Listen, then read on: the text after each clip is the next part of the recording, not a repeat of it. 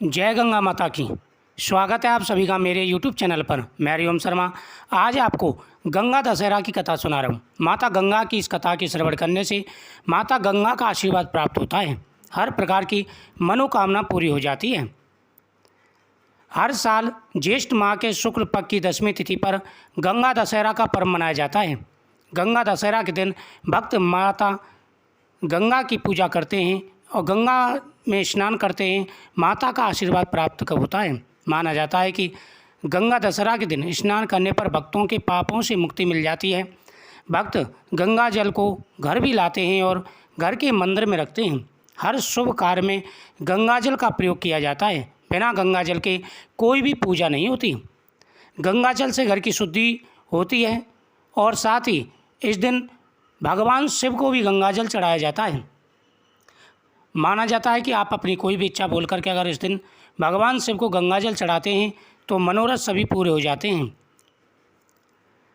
माँ गंगा को पूजा जाता है गंगा दशहरा के दिन।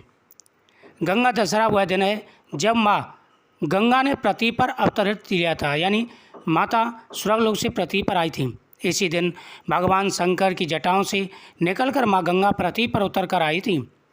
पौराणिक कथाओं के अनुसार भगीरथ के तप से ब्रह्मदेव प्रसन्न हो गए थे और उन्होंने भगीरथ को मन चाहा वरदान मांगने के लिए कहा। भगीरथ ने ब्रह्मदेव से वरदान में माँ गंगा को मांग लिया।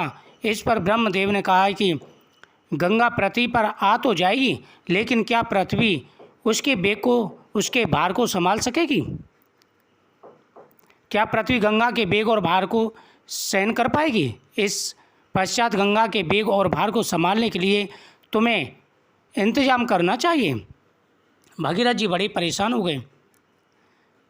भगीरथ जी ने भगवान शिव की तपस्या की और भोलेनाथ को प्रसन्न किया।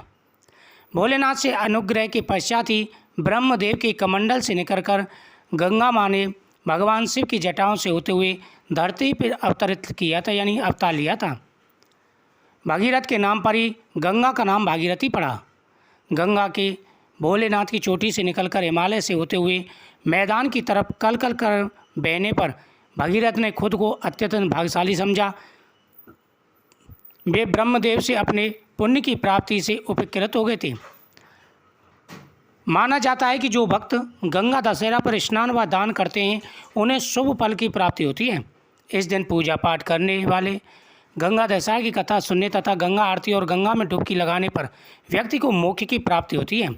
गंगा दशहरा के दिन दान में अन्न, फल, श्रृंगार सामग्री, घी, नमक, शक्कर, वस्त्र अवश्य दान करना चाहिए। गंगा दशहरा के दिन माता गंगा की पूजा करने का विशेष महत्व है। एक बार महाराज सगर ने व्यापक यज्ञ किया।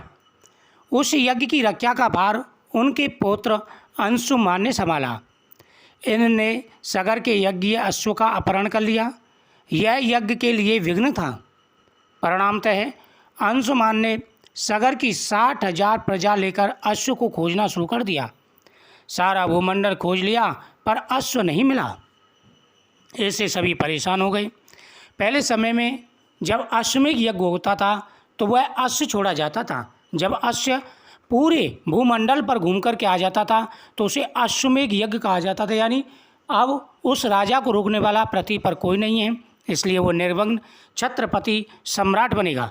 लेकिन उनका राजा तब तक सम्राट नहीं बन सकता जब तक अश्व विजयी ना हो। अगर अश्व को कोई राजा पकड़ लेता था तो उसके साथ युद्ध किया जाता था। या तो वह राजा अपने आप को समर्पित कर देता था या फिर उसे हराया जाता था। यहाँ पर अंशुमान ने पूरा पृथ्वी लोक छान मारा, लेकिन उसे अश्व नहीं मिला। फिर अश्व को पाताल लोक में खोजने के लिए पृथ्वी को खोदा गया। खुदाई पर उन्होंने देखा कि साक्षात भगवान महर्षि कपिल के रूप में तपस्या कर रहे हैं। उन्हीं के पास महाराज सगर का अश्व घास चर रहा है। प्रजा उन्हें देख करके जोर जोर से चिल्लाने लगी कि चोर चोर पकड़ा गया, ये देखो। महर्षि कश्यप की समाधि टूट गई। जो ही महर्षि ने अपने आग्नेय नेत्र खोले, जो ही सारी प्रजा भस्म हो गई। कपिल की समाधि टूटने से वहाँ पर हाहाकार मच गया और उनके नेत्रों से निकली अग्नि से सभी भस्म हो गई। इन मृत लोगों के उद्धार के लिए ही महाराज दिलीप के पुत्र भगीरथ ने कठोर तप किया। भगीरथ के तप से प्रसन्न होकर ब्रह्मा ने उनसे वर मांगने को कहा तो भगीरथ ने माँ गंगा की मांग की। इस पर ब्रह्मदेव ने कहा, राजन, तुम गंगा का पृथ्वी पर अवतरण तो चाहते हो, परंतु क्या तुमने पृथ्वी से पूछा है कि वह गंगा के भार तथा वेग को संभाल पाएगी?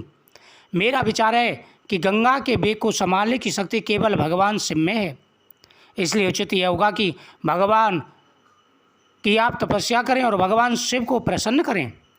महाराज भगीरथ ने वैसा ही किया। उनकी कठोर तपस्या से प्रसन्न होकर ब्रह्मा जी ने गंगा की धारा को अपने कमंडल से छोड़ दिया। तब भगवान शिव ने गंगा की धारा को अपनी जटाओं में समेटकर जटाएं बांध ली।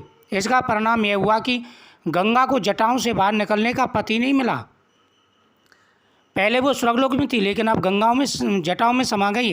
भगीरथ जी परेशान हो गए। अब भगवान शिव की आराधना भागीरथ जी करने लगे।